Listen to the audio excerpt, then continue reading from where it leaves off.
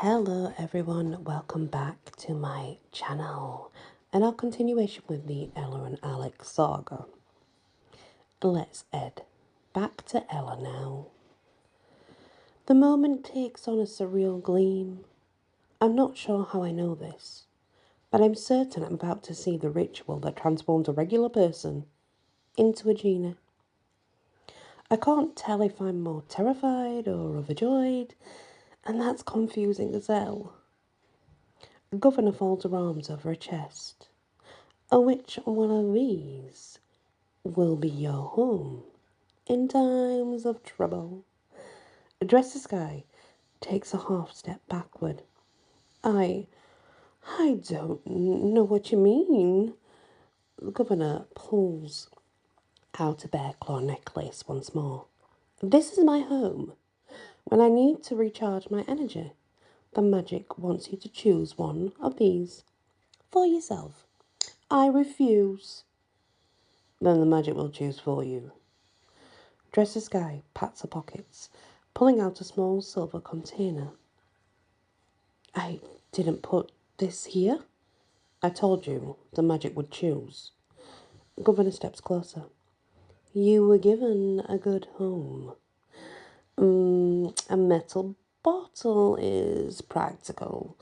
Not as fine as a claw, but it will do. Now, all you do is choose your genie name, and it's over.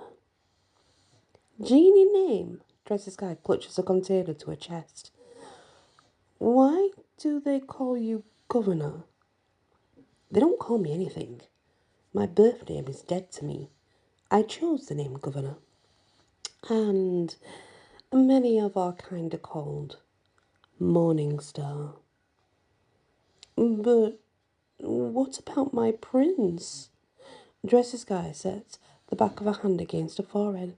I'm supposed to get my magic fixed so we can get married. You need to move on from that illusion, states Governor. Magic always derails romance for our kind. You're here because someone saw that truth in you. Those words slam into me with force. I stumble backward. This can't be happening. I'm here to try and save Alec, and not give up on any chance that we can be together. With wobbly steps, I rush out the door, right into another version of Sky. While speeding out of the saloon, I almost run directly into the actual Sky. Yeah, this time she wears a black duster, dark hat, and a silver star. I take a half step backward. Can you see me? I ask. Sky's legs instantly transform into a swirl of smoke. You know it, sister. I hitch my thumb over my shoulder. Was that really you back in the saloon? Oh, yeah. I thought I was Cinderella, same as you, but I'm actually a genie. Did you bring me here? She shoots a sly smile. You'd like that, wouldn't you? It would be easier if I were dragging you into my past. That would mean your own magic wasn't at work. I set my fist on my hip. So is that a yes or a no? It's a big-ass no, sweet cakes. My powers are absolutely nothing to do with bringing you here. Although, I hope you learn a thing or two. Sky reaches into a pocket and pulls out the same silver vial I saw Dresser Sky handle inside the saloon. When it's your time, it's your time. Magic will give you a new home. She resets the vial into a pocket. Any questions? I rub my neck and try to keep my mouth shut. After all, I don't really want to be a genie, but a question tumbles past my lips anyway, stupid mouth. If someone finds your bottle, do you have to help them? Nah. We choose who we want to help. End of story. You're a lucky lady, Ella. You are selected to become a genie. I decide to leave that your lucky lady comment alone, I certainly have felt less unfortunate lately. Although, right now, when Sky is acting totally sane, talking with her does feel like a gift. What about 3 wishes? Oh, and that's just to get people off our backs. If you don't set limits, humans will never stop bugging you. So we give them a replica bottle until it's time to set them on their merry way. Anything else? How many genies are there? Sky makes a great show of counting on her fingers twice. In total, 4. Oh. Suddenly, the hardcore recruitment push from Sky makes a lot more sense. Tell me, continues Sky, are you ready to make the change? I can help it happen right now. I shake my head. Sometimes Sky comes out with stuff and up with stuff, and there isn't really anything to say. Use your noggin, Ella. If you become a genie, then you could make a wish and save Alec. Problem solved.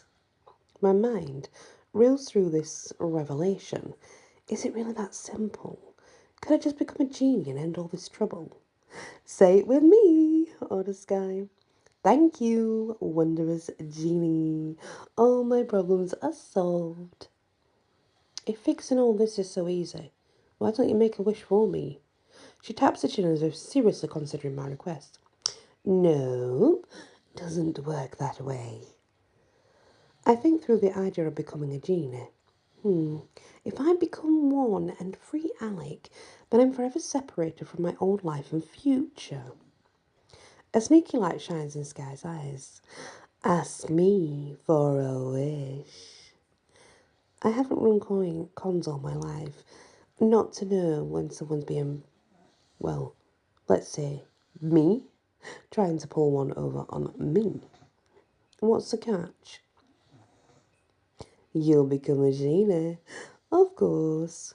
No. Sky exhales a dramatic sigh. Oh, then I can't protect you, I'm afraid. I frown. What's he talking about? You need to stay safe from Not Adele. You pinned a shadow rave to the wall like a bug. Plus, you're still trying to help Alec and Agatha. Not Adele specifically told you to stop that. And if you don't let me switch you into geniehood right now, then I can't protect you from her wrath. She twiddles her fingers. Bye-bye. Sky's body melts into a cloud of smoke before vanishing entirely. For a long minute, I stand alone in the dusty street. Dark clouds roll over the skies. A heavy coating of mist rises up from the ground. Adrenaline courses through me. Something is on its way. Another monster steps out of the darkness. This one is far worse than the Shadow Wrath. Not too long ago, Not Adele sent a floating torso with pointy fingers in order to scare or kill me. This time, my enemy is a warrior chick with a funky collar, lots of hair, and a flap of skin covering her lips. This raises more issues. In situations like this one, I like to get the big bad chatting, but since this chick has no mouth, that will not be easy. Still, this babe can probably cover a lot of territory by using hand gestures and whatnots. Plus, she isn't attacking yet, which means she might be open to stuff, other than killing me. I could work with that. Hey there, I begin. I'm Ella. The woman lifts a hand, like the shadow wraith. She has claw-like fingers. There's a big difference, though. Funky collar chick uses her sharp fingers to rip off whatever's covering a jawline. Ew. Just ew. Even worse. The motion exposes a super wide mouth that's lined with knife-like teeth. More than I needed to know. I am Lady Cloak, she says. "No, Adele sent me." Let me guess. Now Adele wants me to stop helping Alec and Agatha. Correct. Open a portal and go home. Now. I'll think about that. I tap my foot. Done. The answer is no, not a chance. Lady Cluck pulls a pair of daggers from holsters on her thighs. How unfortunate. Yeah, I think for you. Pulling on my inner power, I summon fresh cords of power. Sparkling ropes whip out of my palms and rush toward Lady Cloak. Before, I had my magic pin my enemy to the wall. This time, I plan to rope her, cowgirl style, because it's important to mix things up when you're fighting magical evaders. My line of energy whip through the darkness. Just when they're about to wrap around Lady Cloak's torso, the warrior leaps high, does a somersault in midair, and then lands way out of my range. Damn. Lady Cloak tosses her daggers at me. The good news is that she has a crap aim. The blades land in the ground on either side of my feet. Perfect. Her stormtrooper-style accuracy gives me a chance to try magical chords again. Raising my arms, I summon more power. This time, I figure I'll launch my ropes high into the air. Maybe if I land behind Lady Cloak, then I can tie her up more easily. That's not what happens. On either side of me, the daggers glow with white power. A great orb of energy appears between them, reminding me of a giant soap bubble that sits upon a smooth tabletop. Only in this situation, the soap bubble is a prism of white magic, and I'm stuck underneath it. I slam my shoulder against the orb of power around me. The barrier doesn't even shimmer, let alone break. Lady Cloak stands just outside the magical barrier. You're fortunate the Null Adele wants you alive. I keep trying to slam and kick my way out. I know she's scared of Colonel Mallory. Correct. Lady Cloak shoots me an overwide grin. Null Adele also wishes to control Agatha. You may come in handy for that as well. She shakes her head. Which is too bad. Killing you would have been interesting. An angry gleam shines in Lady Cloak's eyes. I freeze in place. I'm well aware of that look. It's the same one I get when I'm about to make my big move. In my case, this means I'm about to grab some jewellery. So what does Lady Cloak have planned? The answer appears when the ground beneath me falls away. As I tumble down into darkness, Lady Cloak calls after me. Enjoy the gemstone prison. And that is the next part of our story. Geesh, poor Ella. She's been through some tough times. Now she's trapped. Thank you for listening, and many blessings.